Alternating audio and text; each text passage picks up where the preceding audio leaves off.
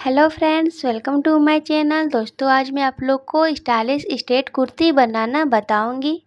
तो इस कुर्ती को बनाने के लिए 2 मीटर फैब्रिक लेनी है और ये फैब्रिक की लंबाई है। तो इसको देखिए किस तरह से फोल्ड करनी है। तो ये अभी डबल कपड़ा रखा हुआ है। ये देखिए इस तरह से ये अभी डबल है। तो इसको हमें इस तरह से एक बार डबल में ही रखेंगे और पहले हम टॉप पार्ट की कटिंग करेंगे। तो यहाँ से हम टॉप पार्ट की कटिंग करेंगे और इसे देखिए इस तरह से फोल्ड करनी है। कपड़े को बराबर से बिछाने के बाद इस तरह से एक बार फोल्ड करेंगे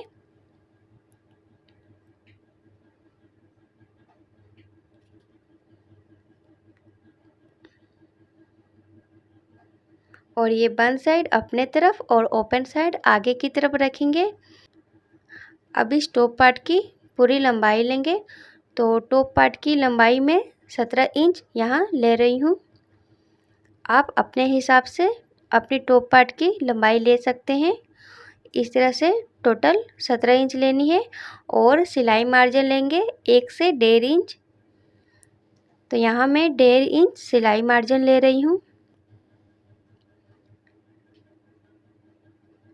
टॉप पार्ट की लंबाई लेंगे इस तरह से और यहाँ शोल्डर की लंबाई लेंगे। तो शोल्डर आपकी जितनी है उसका हाफ लेंगे। तो यहाँ मैं 7 इंच शोल्डर ले रही हूँ और गले की चौड़ाई लेनी है 3 इंच।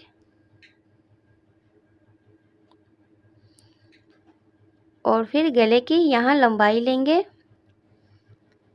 तो मैं अभी फ्रंट साइड गले की लंबाई ले रही हूँ 6 इंच और इस तरह से चौकोर बॉक्स बना लेनी है। 3 इंच की चौड़ाई देनी है इस तरह से और इस तरह से चौकोर बॉक्स बनाने के बाद गले की शेप दे देंगे। तो यहाँ मैं राउंड शेप दे रही हूँ। अब इसी टाइम बैक गला के लिए भी मार्किंग कर लेंगे। तो बैक साइड में 3 इंच गले की लंबाई रख रही हूँ और इसे भी गले की शेप दे देंगे। तो इस तरह से गोल शेप दे देनी है। गले की मार्किंग करने के बाद अब यहाँ हम बाजू साइड की लंबाई लेंगे। तो यहाँ हम 7 इंच मार्किंग करेंगे। 7 इंच लंबाई लेंगे और इस तरह से सीधी लाइन बना लेंगे और इस तरह से चौकोर बॉक्स कर लेनी है। अब यहाँ कोने से देखिए 1 इंच मार्किंग करेंगे और 1 इंच की दूरी से गोलाई शेप देनी है। और गोलाई को कहाँ से हम घुमाएंगे तो देखिए 7 इंच इसकी पूरी टोटल लंबाई है। तो 7 को हम हाफ करेंगे तो जहाँ सारे 3 इंच आ रही है वहाँ से हम राउंड शेप देना इसको स्टार्ट करेंगे। तो सारे 3 इंच से राउंड शेप के लिए हम घुमाव देंगे। तो इस तरह से बाजू की मार्किंग करनी है। अब चेस्ट आपका जितना है उसका चौथाई भाग लेंगे। तो इस कुर्ती का चेस्ट है 38। तो उसका हम चौथाई भाग लेंगे 9.5 इंच। 38 इंच चेस्ट है तो उसका चौथाई भाग 9.5 इंच लेनी है और फिर सिलाई मार्जिन 1 से 1.5 इंच लेनी है। तो यहाँ 1 इंच सिलाई मार्जिन एक्स्ट्रा है। तो इस तरह से सिलाई मार्जिन लेंगे। अब कमर साइड यहाँ मार्किंग कर लेंगे। तो यहाँ 9 इंच लेंगे और 1 इंच एक्स्ट्रा लेंगे सिलाई मार्जिन के लिए। और आगे की ओर कपड़ा एक्स्ट्रा नहीं है तो इस तरह से देखिए हम आगे की ओर कपड़ा कट नहीं करेंगे और इस तरह से मार्किंग कर लेंगे। और इस लाइन को नीचे वाली लाइन को इस तरह से स्ट्रेट लाइन बना लेंगे।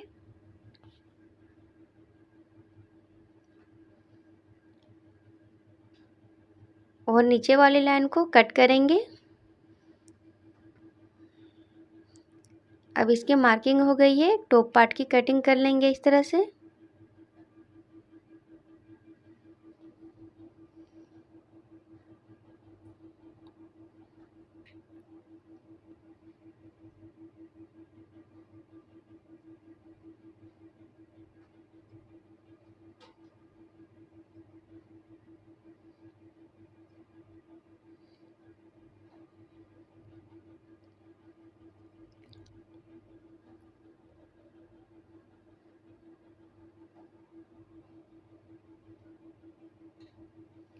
इस तरह से पहले बैक नेक की कटिंग करेंगे। जो छोटी गला है पहले उसकी कटिंग करेंगे।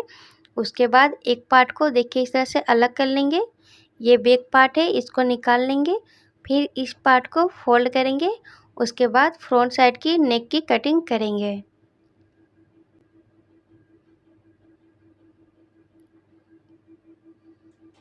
टॉप पार्ट की कटिंग इस तरह से कर लेनी है।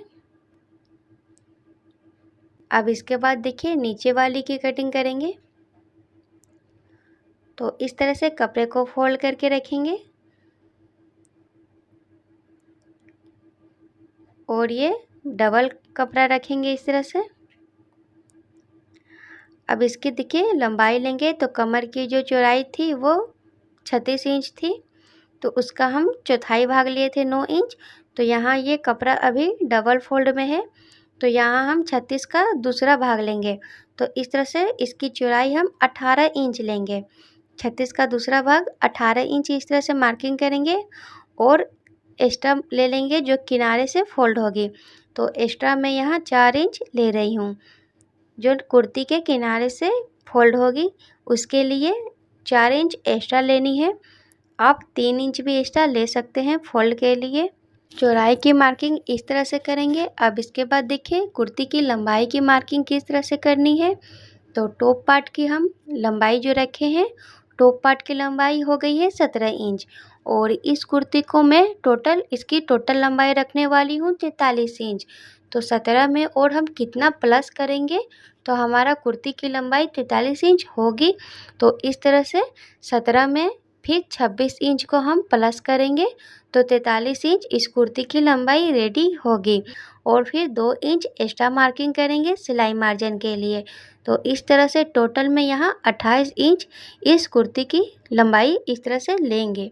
इस तरह से नीचे वाला पार्ट का फिर लंबाई नाप लेंगे और फिर इस तरह से सीधी लाइन मार्किंग कर लेंगे।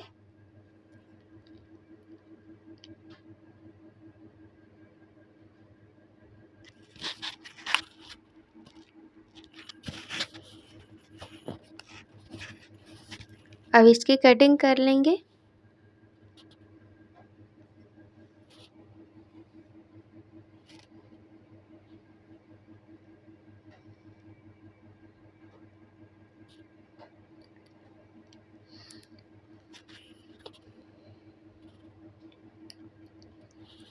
अब इसके बाद स्लीव की कटिंग करनी है, तो इस बचे हुए कपड़े से स्लीव की कटिंग करेंगे। तो कपड़े को इस तरह से डबल फोल्ड करके रख लेनी है। तो स्लीव की लंबाई लेंगे इस तरह से। तो स्लीव की लंबाई टोटल में 12 इंच ले रही हूँ और फिर 2 इंच एक्स्ट्रा लेंगे सिलाई मार्जिन के लिए और नीचे से फोल्ड के लिए। और नीचे इसकी मोहरी की चौड़ाई लेंगे, 6.5 इंच ले रही हूँ। उसके बाद सिलाई मार्जिन के लिए 2 इंच, इस तरह से 8.5 इंच लेनी है। और इस तरह से ऊपर में सीधी लाइन इस तरह से स्ट्रेट लाइन बनाएंगे और उसके बाद 3 इंच नीचे की ओर इस तरह से मार्किंग करने के बाद स्लीव के लिए राउंड शेप देंगे तो आसानी होगी। तो इस तरह से नीचे की ओर 3 इंच जहाँ मार्किंग किए हैं वहाँ से हम देखिए राउंड शेप देते हुए इस लाइन में मिला देंगे। तो इस तरह से बाजू के लिए राउंड शेप देनी है और फिर इस तरह से तिरछी लाइन बना लेंगे। अब इस स्लीव की मार्किंग हो गई है, इस तरह से इसको कट कर लेंगे।